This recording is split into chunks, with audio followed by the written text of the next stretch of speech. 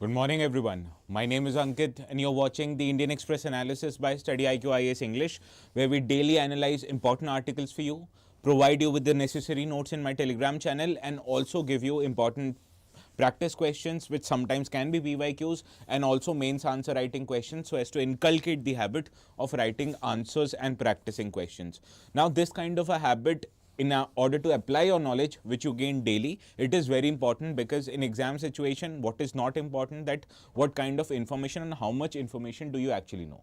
What is more important actually is that how you are able to write that or implement that knowledge into the exam setting, and this is the habit we want to inculcate or develop in you guys.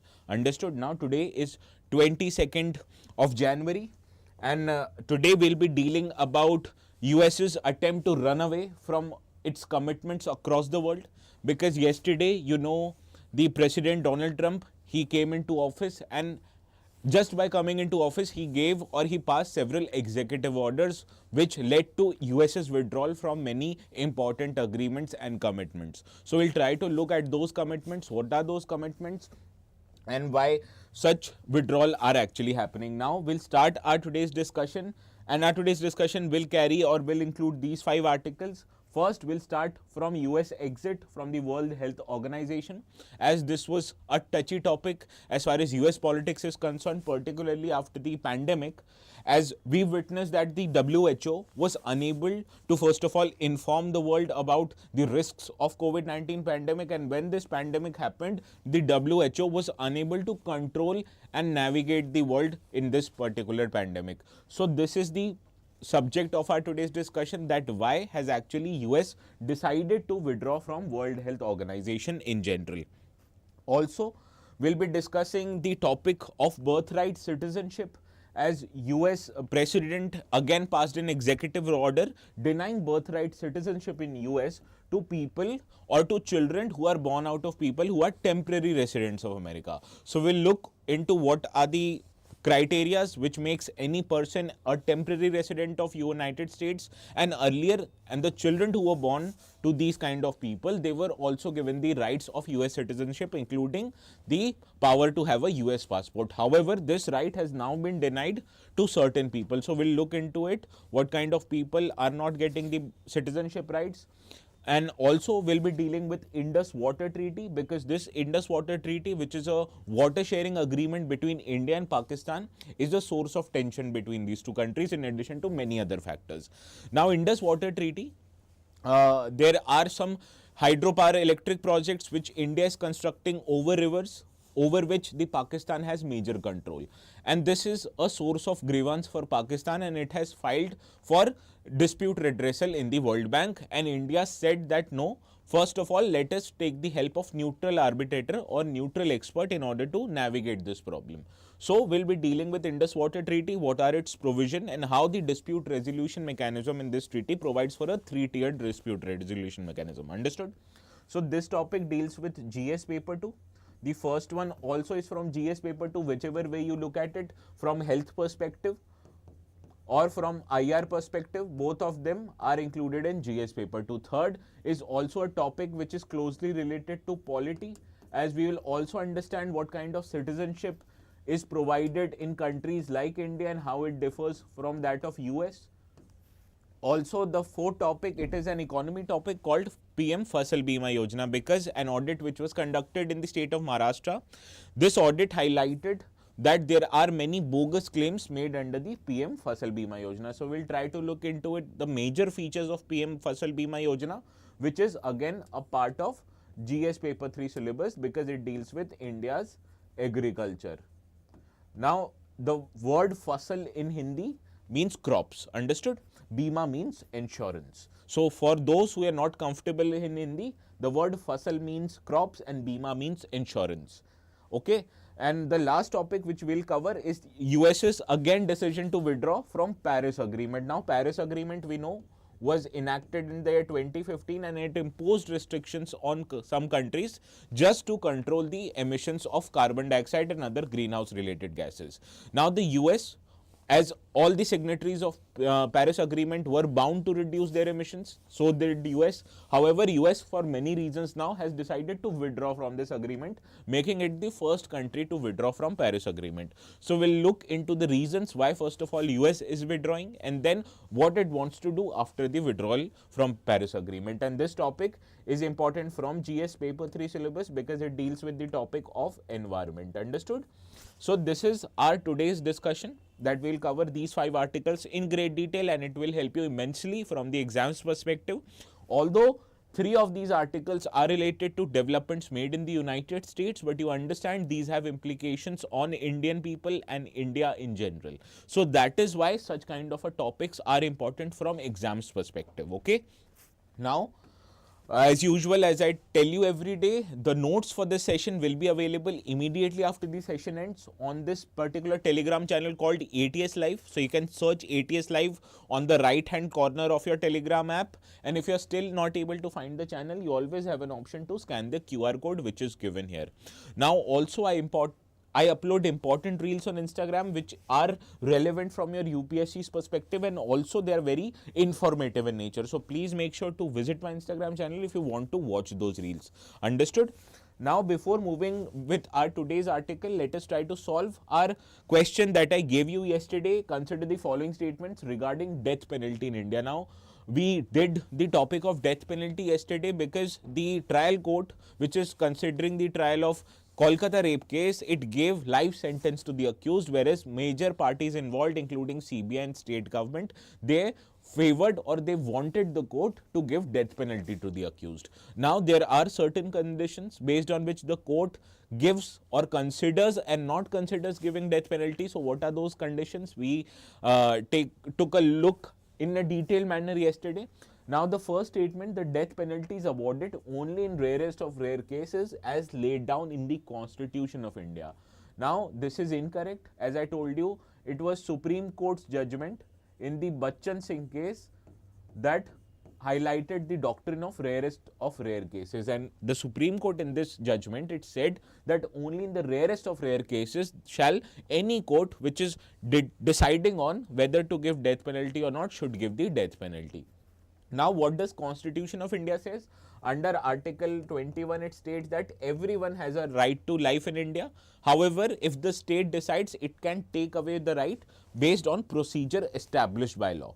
And any law which is passed by union government such as Bharatiya Nyaya Sanhita, Criminal Procedure Code earlier, it gave the provisions of death penalty in certain cases which are heinous in nature.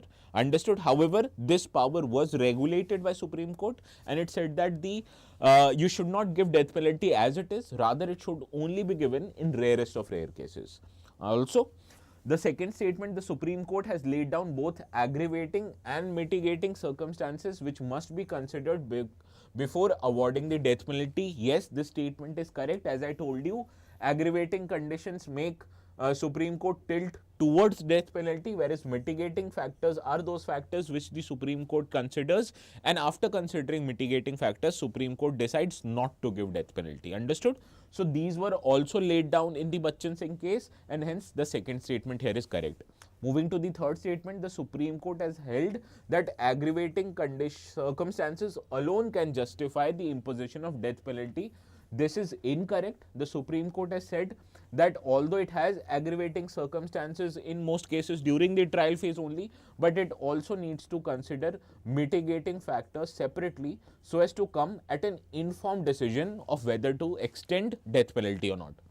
So, third statement incorrect, first is incorrect, and as I told you, only second is incorrect, and in this question we have to identify incorrect statement. Okay, so that is why first and third are incorrect, and C option is the right answer to this question.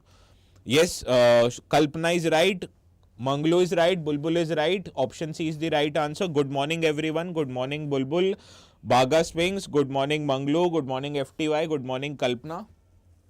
Good to see you all in the morning, chilly morning here in Delhi. Now, before ending this today's session, I will also be dealing with this practice question, and it states that the United States withdrawal from Paris Agreement has significant implications for global climate governance. Discuss its impact on India's climate diplomacy and economic goals. And this answer we have to answer in 250 words. So we'll be understanding how to approach this answer before this session ends, and after I'll be dealing with the US's decision to withdraw from Paris Agreement. Okay, and with this, let us start our today's discussion from this article. These article appeared on page 1st and 17 of the Indian Express, and it holds or it states that the US has now decided to exit from the World Health Organization. So the context of this article is that the US President Trump, he signed many executive orders yesterday, one of which was the US's decision to withdraw from the World Health Organization. And this decision was passed on his very first day of office, as he has made an election promise that he will withdraw US from many international bodies, one of which was the World Health Organization. Now this move, as I already told you, does not come as a surprise, because Trump has already threatened to withdraw in his last term and officially even notified this decision to United Nations General Secretary in 2020. However, after 2020, Trump lost his election to Joe Biden, and once Joe Biden came into power, US did not withdraw from WHO. However, returning into office 4 years later, one of the first measure that Trump did was to withdraw from WHO. So, unlike many politicians, Mr. Trump is actually very true to his word. Now, nonetheless, many health experts, they are actually concerned by this US decision, because it will cut the funding of WHO, and it will also reduce the number of experts that the WHO may enlist in order to tackle with the global health problems. So this is the source of problem that US has decided to withdraw, and it can create many problems with respect to funding of WHO and use of experts in WHO to decide on many global health matters. Now, before understanding the US's decision to withdraw from WHO, let us first understand what is this body actually, World Health Organization. Now, it is actually a United Nations specialized agency for health, and it was founded back in 1948. Now, the headquarters of this body is located again in beautiful city of Geneva, located in Switzerland. Now, most of the United Nations and global bodies are located in very famous parts of Europe, such as Austria, Switzerland, etc. And there are 194 member states, and this WHO has offices across 150 countries, and it also includes 6 regional offices. So this body is truly a global body which has implications, and it does immense benefits as far as the world's health is concerned. Now, it is an intergovernmental organization. You have to understand that the members of this organization are actually not NGOs or private companies. Rather, these are sovereign nations themselves. Therefore, it is an intergovernmental organization, and it works in collaboration with its member state, usually through the Ministry of Health. And naturally, in India, the nodal authority which is responsible for coordinating with World Health Organization is Ministry of Health and Family Welfare, which is a part of Union of Indian Government. Now, this body, it also provides leadership on global health matters. It shapes the health research agenda. It sets norms and standards and articulates event-based or evidence-based policy making. Now, such a role of WHO we saw was very prominent during COVID-19 pandemic, that it used to gauge the levels of mutation that can happen in COVID-19 virus and estimate what kind of a mutation will have more or less potency as far as the spread of these viruses are concerned. Now, the WHO's role during COVID-19 pandemic was also subjected to severe criticism, particularly for the fact that it was unable to gauge the dangers of COVID-19 pandemic when it first originated in China, and also its response was very slow in order to control the pandemic. Now, based on this grievances, US, it decided to exit from WHO, and the implications of US exit from WHO are many. First of all, that any transfer of US funds and resources to WHO has been paused, and so does the deployment of US government personnel or contractor. So you can understand these US government experts and contractors who were deployed in the World Health Organization, they provided their expertise over the health matters, and it created a whole lot of resources for WHO. But when they will be recalled by the US government, it will create a deficit of manpower in the WHO. Further, US now will identify credible and transparent international partners, not WHO, to assume necessary activities which was previously undertaken by US with the help of WHO. Now also US will cease any negotiation towards the pandemic treaty, because this pandemic treaty, it was into application after the COVID-19 occurred, and this pandemic treaty is actually a treaty which will help WHO to better prepare countries in order to respond to any future pandemics. And these future pandemics, you understand, they will require collaboration between these two countries, and these collaboration is envisaged by which body? Called WHO. Also, the framework for global cooperation, as I told you, will be framed under this treaty, and it will also help develop mechanisms for equitably sharing the medical resources during the time of pandemic. Now, in COVID-19, what we saw, that the medicines, vaccines, they were cornered largely by the developed countries, whereas the developing and poor nations, they did not have adequate amount of protective equipments, they did not have vaccines or medicines to treat their people, and this created a whole set of problem across the world, because any pandemic, if it spreads across the globe, can risk the lives of each and every people living on earth. Rather, when certain countries, they corner these benefits, it creates an inequitable distribution of resources, and this WHO does not want. God forbid if a pandemic happens in future. So this is why it is trying to bring this pandemic treaty. But US, it has now ceased or exited from negotiations in forming this pandemic treaty.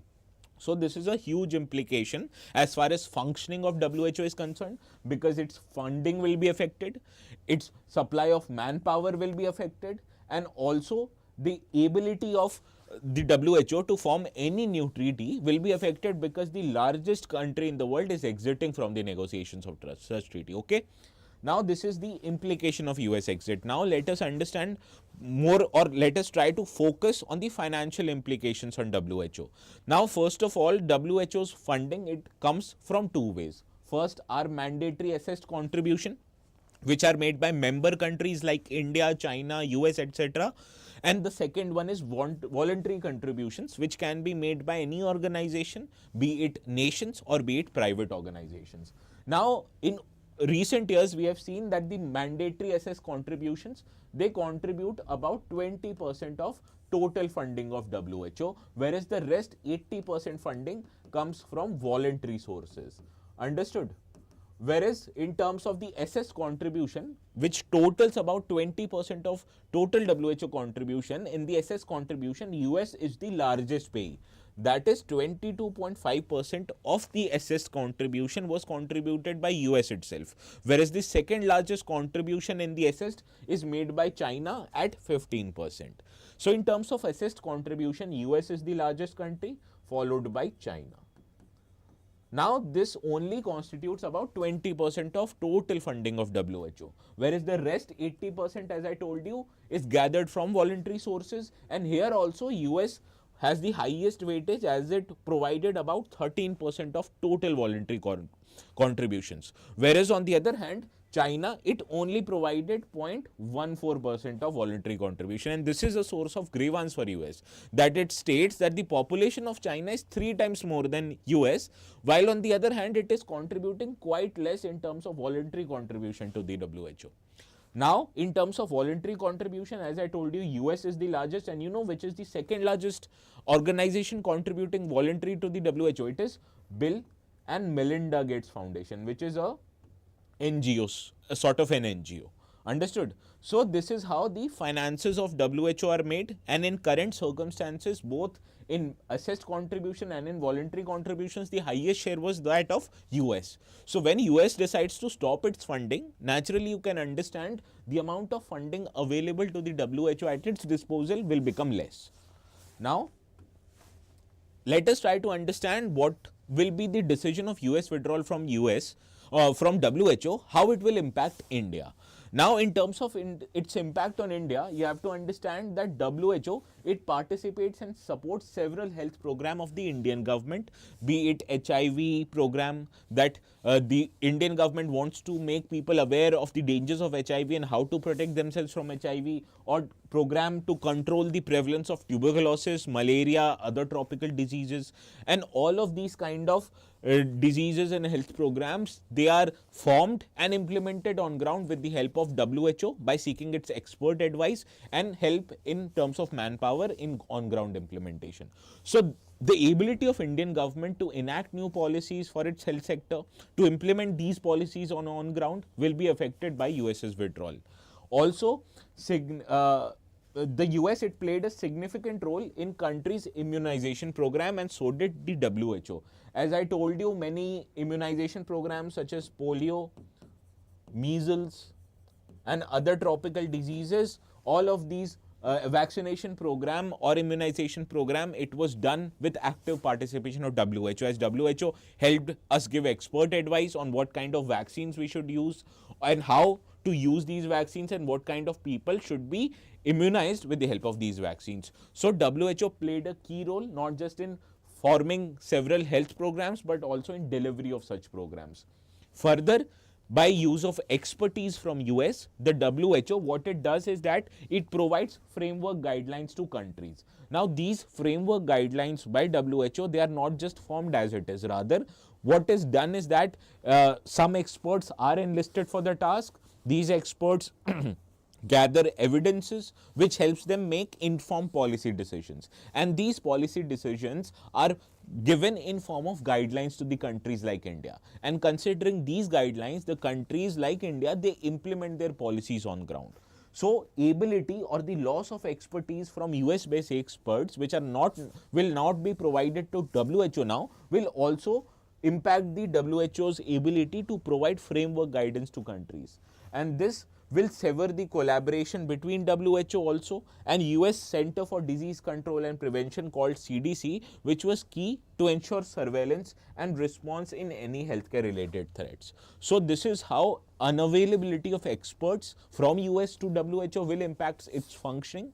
It will impact its ability to frame government related policies with respect to India, and it will also do away with the necessary manpower which is required by countries like India to implement its immunization program on ground. Understood? So this is how such a measure will impact India. Now, let us try to solve our first practice question for today's session. With reference to World Health Organization, consider the following statements. It is a specialized agency of United Nations responsible for international public health, and it is headquartered in Geneva, Switzerland. So, is it a specialized agency of United Nations? Yes, it is. Is it headquartered in Geneva, Switzerland? Yes, it is. Therefore, first statement here is correct. Now, the organization funding, it comes from assessed contributions by member states with no voluntary contributions accepted. This is incorrect. Why? As I told you, both are sources of funding, and assessed contribution contribute about 20%, whereas voluntary contributions, which are made by member states, NGOs, individuals, etc., they contribute 80% of total funding. Hence, second statement here is incorrect. The third statement, WHO, it coordinates global response to health emergencies through initiative like international health regulations. I told you this one again is correct, as it helps coordinate the response of global health emergencies through these international health regulations, which are provided and given by WHO only after collecting the necessary evidences, analyzing these evidences, and based on these evidences, they make such regulations. Understood? So first and third is correct, second is not, and we have to identify correct statement. Here also option A is the right answer. Now, good morning, God Evil. Now, Bangalore, how much money does India contribute in a voluntary manner? Actually, very less than 1%. However, you have to understand the role of India in policy making in WHO, although is increasing in recent times. However, in terms of contribution, India majorly makes assessed contribution and not voluntary contribution. Yes, Sri Kalpana, answer was A. You're correct in this part. Now, moving to next article. This article states that the President Trump, in his again slew of executive orders that he passed yesterday, one of this decision included ending of birthright citizenship, which included people coming from abroad and temporarily residing in US. And these people, whenever they are delivering kids, their kids will not now be eligible to get US citizenship. Now, this kind of a topic actually, which is a matter of citizenship, is important from polity perspective, as the philosophy or concept they are important for any country, and so is it important for India also. Now, such article appeared on the front page of the Indian Express newspaper, and it is important from polity perspective, which is a part of GS paper 2 syllabus. Understood? So, let us try to understand the context of this article. As I told you, Trump yesterday signed a list of executive orders on his first day of office, and which has many implications on American people and now even on Indian people. And the most prominent of this was the birthright citizenship, as this birthright citizenship has now ended for children of whose parents who lack legal status as a permanent resident of US, or they lack the legal status of citizens of United States. And these children, when they are born in US, currently they were getting US citizenship, but from now on they will not be eligible for US citizenship. Now let us try to understand the birthright citizenship, or what is the concept of birthright citizenship. Now, as the name itself suggests, birthright citizenship, it means the legal principle against which the citizenship is offered to any person who is born in any part of a country. For example, this US birthright citizenship, currently it provided the fact that any children which is born in the United States, be it a children of United States citizens, or be it a children of illegal migrant or travelers who are coming into US by visa, all of these children are eligible to get US citizenship. Now presently, as I told you, there are two forms of birth related citizenship in India, or sorry, in US, and these are called birthplace related, which are also called as jus soli. And it is a Latin term which means that the right of the soil. And by jus soli, it means that there is an unrestricted citizenship based on the place of birth, and this is what was extended in the United States. That is, as I already told you, children who are being born out of parents who are US citizens, who are illegal migrants into US, or who are legal migrants into US, such as people who come to US on visa, all these children, they are eligible for citizenship just by the virtue that they were born in United States. And there is another factor called as restricted ancestry based citizenship called jus sanguinis. Now this extends citizenship to children who are born abroad but to US citizens. So these are two kinds of citizenship offered by the US, and our today's discussion centers around this jus soli principle, because this principle states that any person or any children born in the United States will be provided this United States citizenship just by the virtue that they were born in the territory of United States. And this is an unrestricted power. Now, the United States President Donald Trump wanted to change this provision, and he stated that the United States Constitution in its 14th Amendment, it guaranteed birthright or birthright citizenship to its own people, stating that all persons born or naturalized in the United States and subject to the jurisdiction of thereof are citizens of United States and state wherever they reside. So this United States 14th Amendment, it provided for the citizenship rights to persons who are born in the United States. But the government of President Trump, he stated that there is a caveat in this statement called subject to jurisdiction thereof. And the United States government currently, it is stating that this subject of jurisdiction excludes some kind of people from the US, and this subject to jurisdiction thereof, it does not extend birthright to every person or every children born in the United States. Rather, it only extends this kind of benefit to children who are born out of US citizens. Understood? Now, let us try to understand the term who are subject to jurisdiction of the US. Now, in the executive order which was passed by President Trump, he stated that there are two categories of people whose children will not be able to get citizenship of US from now on.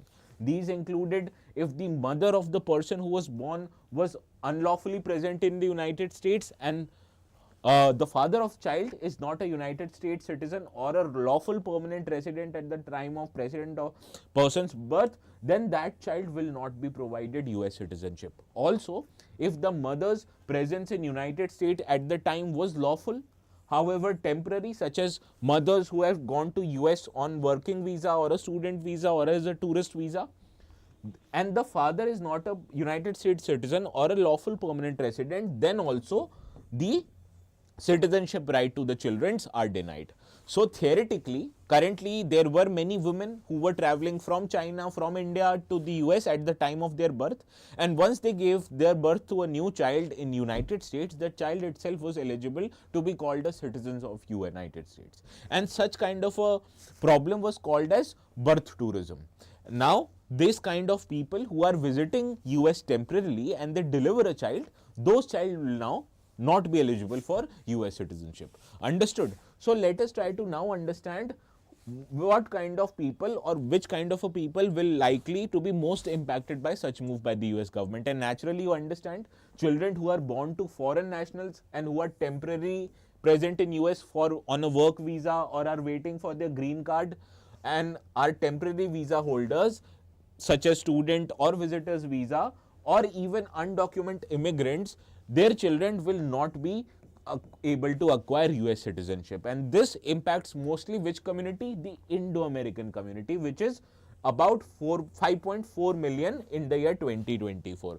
And out of these 5.4 million, 2/3 of people out of these 5.4 million Indo-American community, they are actually first generation immigrants, and they are the ones who will be profoundly impacted by such decisions, as these temporary residents of United States who hail from other countries, once they deliver a child, their child will not be able to get the United States citizenship. Understood? So these are the people who will be most impacted by such a move. Now let us move to another article. This one appeared on 9th page of the Indian Express newspaper, and it deals with the neutral expert who gave an observation that India's hydroelectric power project on the western rivers of Indus river water system were actually in agreement with the Indus water treaty. So this is the scope of our today's discussion, and it is important from GS paper 2 because it states bilateral agreement between these two countries, and Indus water treaty is a bilateral agreement between India and Pakistan in order to share river waters of the Indus river system. Now the context of this article, as I told you, that there were some dispute between India and Pakistan on whether India's hydroelectric power projects on the western rivers of Indus water treaty justified or not, and the World Bank appointed neutral expert has backed the India's position in this matter. And it stated that the resolution of certain disputes between India and Pakistan on Kishan Ganga and Ratle hydroelectric power project is actually in the benefit of India. Further, India has been pressing for resolution of such issues by neutral expert as mandated under the Indus Water Treaty. However, Pakistan was of the opinion that it should seek the help of permanent court of arbitration and not that of World Bank appointed committees. Understood? So, before understanding this dispute, let us try to first understand what is this Indus Water Treaty. It was a treaty between India and Pakistan signed in the year 1960, and this treaty was actually brokered by World Bank, which also acts as a signatory. So World Bank in a way acts as a mediator between these two countries, because we know how much India and Pakistan get along. They are very good friends. This is sarcasm, right? Now these two countries, they do not get along, so they needed a third party or a global body to act as a mediator, and World Bank actually provided that services. Now the objective of this treaty, first of all, was to fix and delimit the rights and obligation of these two countries over how to share the waters of Indus river system. Now if you know, the treaty it states, or the provisions of this treaty it states, that there are three eastern rivers of Indus called as Byas, Satluj and Ravi. These are located on the eastern side, and this is located in India. So India has unrestricted access over these three rivers, that are Ravi, Satluj and Byas. So India can unrestrictedly use the water of these three rivers for its own advantage. Now coming back to the second part, Pakistan, it has a control over three western rivers, that are Indus, Jhelum and Chenab. However, it is also important to know that India has some rights over these rivers. That is, India can use the water from these rivers for irrigation, for transport and for power generation. However, India also has to make sure that it does not alter the flow of water. Understood? So it can installed run over water or run over mill projects which utilizes the flow of river or the flow of water to generate electricity or for irrigation purposes. However, it should not change the course of river. Understood? So this is certain restrictions imposed on India to access western rivers. Whereas in terms of accessing eastern rivers, India had an unrestricted power. So let us understand these three rivers, Indus, Jhelum and Chenab. These are given to Pakistan. Whereas three eastern rivers, the unrestricted access was given to or provided to India under the Indus Water Treaty. Understood? Now, to the implementation of this treaty on ground will be made by a commission called Permanent Indus Commission, which will include commissioners appointed by both countries, and this body will act as a channel for communication to coordinate the sharing of waters between two committee, and it is required that this committee meets at least once every year. And we have seen even whenever the relations between India and Pakistan have soured significantly, this meeting has actually happened. So this highlights, despite the wars and unfriendly relations between two countries, the sharing of water and its use for the people of India and Pakistan are very important. Understood? So this is what Indus Water Treaty is. Now, good morning, Kandam. You've joined quite late. I was actually worried why I did not see you every day. Now, as I was saying, this treaty also provided for a dispute resolution mechanism, that it actually is a three-tiered dispute resolution mechanism. First is that if any dispute happens, it will be coordinated and dealt with by the Permanent Indus Commission, and it will resolve questions about how to implement the treaty. And if still the dispute persists, then the countries will approach a neutral expert, which will be actually appointed by the World Bank. Now, this neutral expert, it will deal with the unresolved differences on the water sharing, and it involves rendering a binding decision. So this neutral expert decision that India's Ratle and Kishanganga hydroelectric project is actually in lines with the treaty's provision, it is binding on both parties. Understood?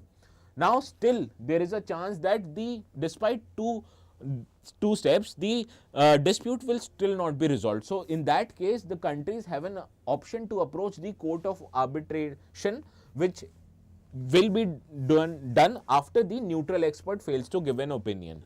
So this is a 7-member arbitral tribunal which determines its own procedure and decision, and the decision given by this tribunal is by a majority vote. So actually Pakistan was saying that let's not approach the neutral arbitrator, rather currently let us approach the court of arbitration, whereas India stated that we have to follow the three-tiered mechanism, that if Permanent Indus Commission fails to give a binding resolution, the nation should then approach neutral expert, and only after neutral expert they should approach the court of arbitration, whereas Pakistan was looking to sidestep this second part and go directly to the third step. Understood? Whereas India wanted step 1 to 2 and then step 2 to 3. Now, this dispute actually emerged for the fact that India constructed two hydroelectric power projects called as Kishanganga hydroelectric power project, which was made naturally on Kishanganga river, which is a tributary of river Jhelum. Now, Jhelum again is a western river, and hence Pakistan has access to the waters of Jhelum. However, India has an obligation to use this water for its power generation, irrigation and other purposes, provided that it does not change the course of river. Also, there is a Ratle hydroelectric power project which is located on Chenab river, again a part of western rivers. So the Pakistan, it was of the opinion that the construction of these two projects actually hampered the provisions of treaty, and in 2025 Pakistan requested the appointment of neutral expert to examine the technical objections on the India's hydroelectric power project. But Pakistan being Pakistan, it fails to do anything correctly. So what it did was that it unilaterally retracted its request for appointing neutral arbitrator or neutral expert, and rather it stated that let's go to court of arbitration to adjudicate this dispute.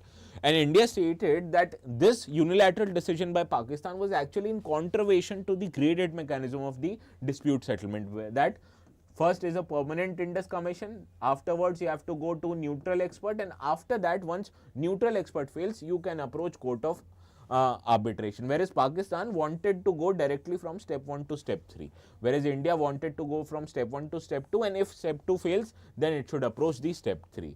Understood? Therefore, India referred the matter to the neutral expert, which is step 2. Understood? Now, let us try to solve another practice question with reference to Indus Water Treaty. Consider the following statements. The treaty included 3-tier dispute resolution mechanism involving neutral expert, permanent Indus commission and a court of arbitration. Yes, correct. Quite straightforward, as I already told you. India has a right to use eastern rivers exclusively. Yes, correct. While the western rivers are reserved entirely for Pakistan without exception. Now, it is reserved entirely for Pakistan, but there are certain exceptions that India can use the water for irrigation, for power generation, provided it does not change the course of river. So, you cannot say that there are no exceptions to the unrestricted access which is provided to Pakistan. Therefore, second statement incorrect. The United Nations plays a role in resolving disputes under the treaty. Again incorrect. Does United Nations play any role? The answer is no. It is actually World Bank which plays a role of mediator and not United Nations. So, third statement also incorrect, and we have to identify statements which are incorrect. Second and third are incorrect. So, option C here is the right answer. Once again, I am telling you, please reread the provisions of what the question is demanding for you. It is actually demanding correct options or incorrect options, and hence mark the options accordingly, right? Yes, Kalpana, option C is the right answer. No, Manglu, option D actually is not the right answer. C is the right answer. Now, as I tell you every day, you always have an option to access this course on our website also using the link that I am providing you. And the benefit of accessing such courses on our website and not on YouTube is that you get the notes and PPTs there itself. You have an option to save this video in case the net connection around your house or wherever you live is patchy and uneven. And also you can practice the learning from this session using the interactive MCQs that we provide on our portal. And this is available just at a sum total rupees of 1. So, please make sure to register for these courses as the benefits under these courses are many. Understood? Now, let us move to another article. This one states that the Maharashtrian Agriculture Department of Maharashtra government, it has found that more than 4 lakh of crop insurance claims made under the PM Fasal Bima Yojana has been actually bogus or fraudulent claims. And this kind of a scheme, that is PM Fasal Bima Yojana, it is an agricultural support scheme and hence important from GS paper 3 syllabus. Now, this news article, it appeared on page 7 of the Indian Express of the Delhi edition. Understood? Now, let us try to understand the context of this article. As I have already told you, more than 4.14 lakh crop insurance claims submitted last year was found bogus, and the farmers have submitted false claims to gain undue benefits under the PM Pradhan Mantri Fasal Bima Yojana. So, let us try to understand what is this Yojana all about, or what are the important provisions of this scheme.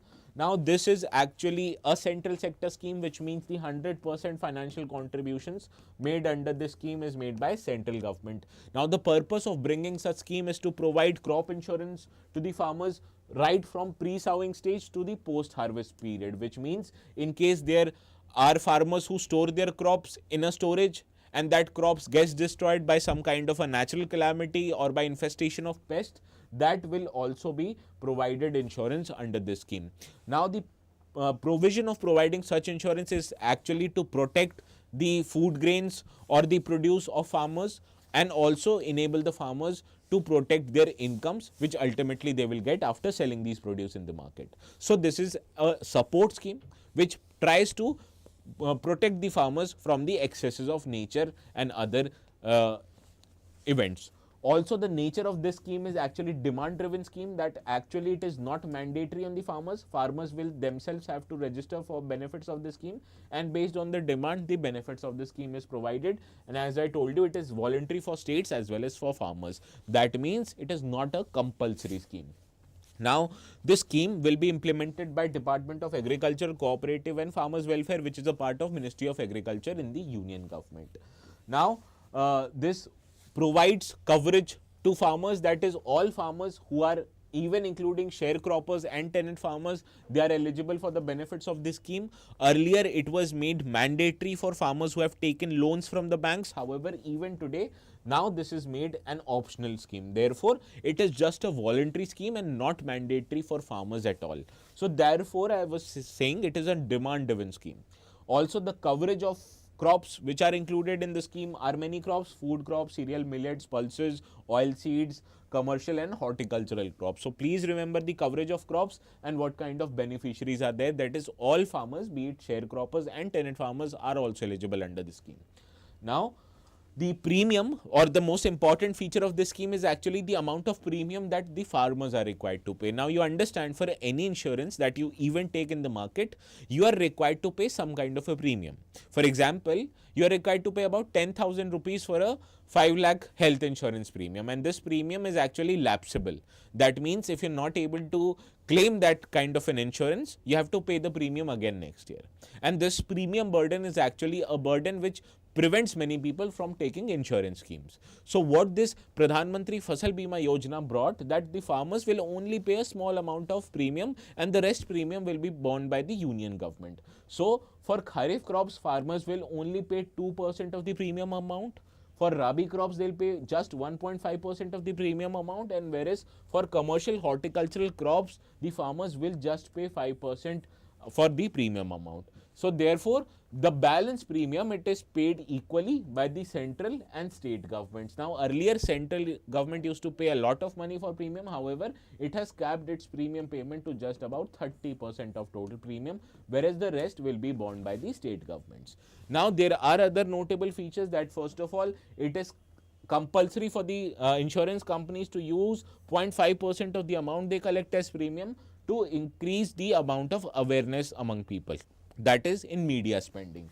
Also, this kind of a scheme uses technology such as drone for assessing the impact of calamities on farmlands and farmers, and assess the amount of insurance claims that they have to revert back. And it also gives freedom to states to choose the risk cover as per the requirements. So the provisions are quite modulating and modifying in nature, and it gives a lot of freedom to states in order to understand the impact of the scheme. Yes, Manglu, option is C, correct. Kalpana, yes, C. Now let us try to solve this practice question, and you'll be happy to remember this practice question actually appeared in the prelims of the year 2016. So we'll be solving a PYQ today. With reference to Pradhan Mantri Fasal Bima Yojana, consider the following statement. Under the scheme, farmers will have to pay a uniform premium of 2% for any crop they cultivate in any season of the year. This is actually incorrect, because I told you farmers are required to pay 2% of the premium for Kharif crop. They are required to pay 1.5% of the premium for Rabi crop, and whereas for horticultural crops, they are required to pay 5% of the premium. So it is not uniform for every crop and every season. Rather, it depends upon the season of the crop where the farmers is laying the crops. Okay, so first statement incorrect. Moving to the second statement, this scheme covers post-harvest losses arising out of cyclones and unseasonal rains. Yes, this is correct.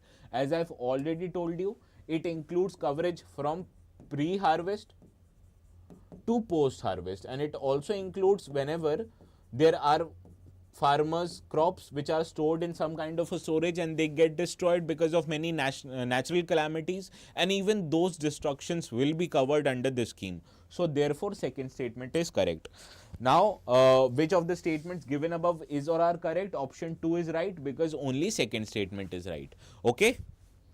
Moving to the last article of the day, it also states that now US is trying to run away from which agreement? From Paris Agreement, which was implemented back in 2015. So let us try to understand the context of the scheme, but before that, this scheme is important from environment syllabus, and hence it is a part of GS paper 3 syllabus. And this news article, it appeared on page 1, page 10 and page 17 of the newspaper. Page 10 is this editorial which is given in the Indian Express, and page 17 is on the explain section, and it states that such a withdrawal by United States could have a bigger impact now. Now let us try to understand the context of this article. Now, US President again has decided to withdraw from the Paris Agreement. First, US withdrew back in 2017 when again President Trump was in power, and even on his first day in office in his second term, he has passed an executive order to immediately revocate all the climate financing commitments made by the United States. So it not just withdrew from Paris Agreement, but it also went back on its word on providing climate finances to many countries and organizations. Now, during his inauguration speech, the President Trump, he promised to reverse some of the climate friendly energy policies in the last few years, and he reiterated the United States commitment to extract more and more oil and gas, which you can understand are examples of fossil fuels, and they are very polluting in nature. Understood? So let us now try to understand first of all the history of why US withdraws from such kind of an agreement. Now actually US is not just withdrawn from Paris Agreement, but it actually withdrew from the Kyoto Protocol, which was actually the predecessor of the Paris Agreement. Now Kyoto Protocol, it imposed several restrictions on developed countries on how to reduce the emissions. And US, although it signed the Kyoto Protocol, however, it refused to ratify, and therefore Kyoto Protocol did not become applicable on the United States. And following this same line of argument, United States has now become the only first member to withdraw from the Paris Agreement, which was formed in the year 2015. And if you can remember, the Paris Agreement, it wanted countries to reduce its greenhouse gas emissions so that to prevent the increase in global temperatures by 2 degrees centigrade, and it also wanted countries to make all efforts just to limit this rise in temperature to about 1.5%. So naturally, how will countries reduce this rise in global temperatures? That is by reducing the emissions of greenhouse gases.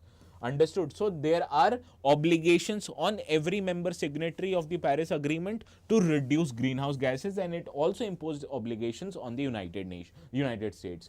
And as I told you, Trump has actually withdrew back in 2017. However, this withdrawal was not made permanently, because once Biden came back into power back in 2021, he decided to bring US back into the Paris Agreement. And now again, when President Trump came back into power after 4 years, he decided to withdraw from Paris Agreement. Now let us try to understand what are the reasons actually that the US gave to withdraw from Paris Agreement. And it stated that the Paris Agreement, it required other countries including US to cut down on its own emission, and therefore it decided to end its association with the agreement so that it does not have to now reduce its own emission. Now the one long ranging complaint that the United States had, that the international regulations on climate change was actually unfair to the US. And why? That US is world's second largest emitter of greenhouse gases, and it was required to reduce its greenhouse gases. However, China, it is the largest greenhouse gas emitter, but it is classified as a developing country as per the United Nations, and therefore the amount of greenhouse gases reduction which will be made by China was less than compared to US, and according to US this was very unfair. Also, US has largest share of historical emissions, that US is already a developed country and it has emitted a lot of greenhouse gases in the past. So from that logic, you have to understand that the obligation on reducing of the greenhouse gases should be highest on the United States, and this obligation is not taken care of by the United States government. Now, the article states that the impact of United States withdrawal this time will be quite greater. And why? It states that the United States, it's world's second largest emitter of greenhouse gases, and to fulfill the objectives of Paris Agreement, that is to prevent the rise in global temperatures for less than 2 degrees centigrade and keep it to the level of 1.5 degrees centigrade, it is necessary that every major emitter, including the US, should reduce their greenhouse gas emissions. However, once the US does not reduce its greenhouse gases, the objectives of the Paris Agreement will not be achieved, and hence the world will not be able to reduce the global emissions of greenhouse gases. Also, US provides financial supports to developing countries so that they can get help to develop technologies which will help them reduce greenhouse gases. And once it has decided to withdraw from Paris Agreement, the funds which are available to developing countries, they will also reduce now. So this will actually reduce the amount of funding and finances which are provided to the developed countries like India, or the expertise which was provided by the US, so that the developing countries are able to develop renewable technologies, and these will not be provided to the developing countries. And it also will revocate the United Nations commitment or United States commitment of the International Climate Finance Plan, which promised that US will provide about $11 billion annually to developing countries in order to help them achieve their emission targets. So not just US is not reducing its greenhouse gas emission, but it will not also provide the finances to developing countries, and therefore the impact will be quite greater this time. Further, the US, it has greatest influence on mobilizing private and international financing, because many institutions, they are under the control of US, and once US government provides governmental finances, these institutions, they also follow the suit of United States government by providing support to developing countries. So by stopping of this funding, the sources of climate finances, they will also dry up. Further, it is also stated that the United States government, by its policy decision, it is trying to dismantle the United States entire climate policy. And why am I saying this?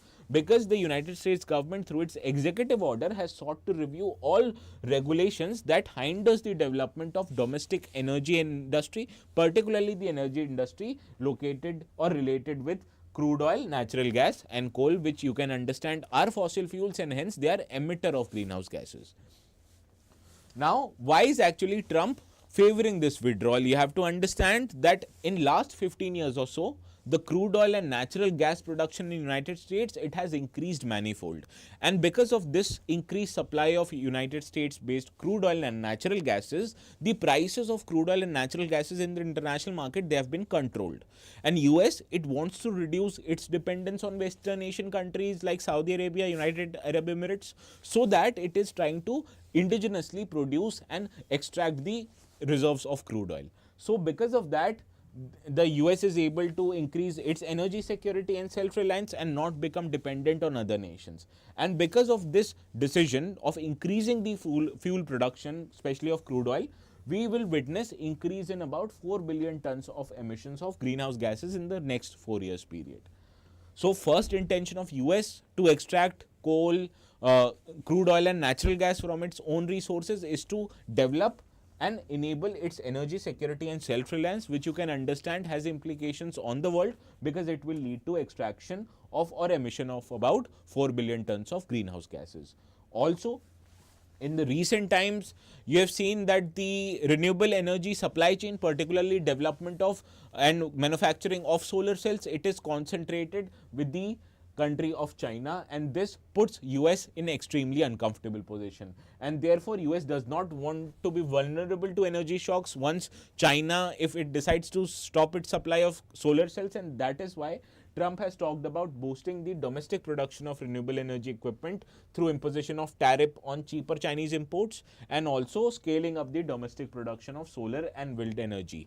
And therefore this kind of a measure will help Trump create new jobs, which he has promised during the time of election, and will also help US develop its entire renewable energy domestic production. Understood? So this is why Trump is favoring such kind of a decision. Now you have to understand what will be the impact on India. Now, as you can understand, India, which is a developing country, depends significantly on countries like US to provide its finance, to provide its expertise, and once United Nations or United States decides to stop this funding and expertise, it will negatively impact India. So let us now quickly try to understand how to approach this question. As usual, you have to divide your question in 3 parts: introduction, body, and conclusion. Now, the United States withdrawal from Paris Agreement has significant implications for global climate governance.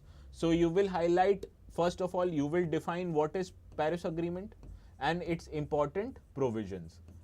That is, it wanted to reduce the emissions of greenhouse gases so that the countries can limit their increase in temperature to just 2 degrees centigrade and do everything to keep this below 1.5 degrees centigrade. Understood? So this is how you will start your answer. Now the body, it will include US's decision to withdraw, why it is withdrawing, and you will say that it feels that the deal is unfair.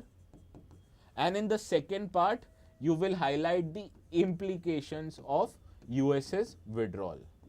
That it increases the propensity of greenhouse gas emissions in the past.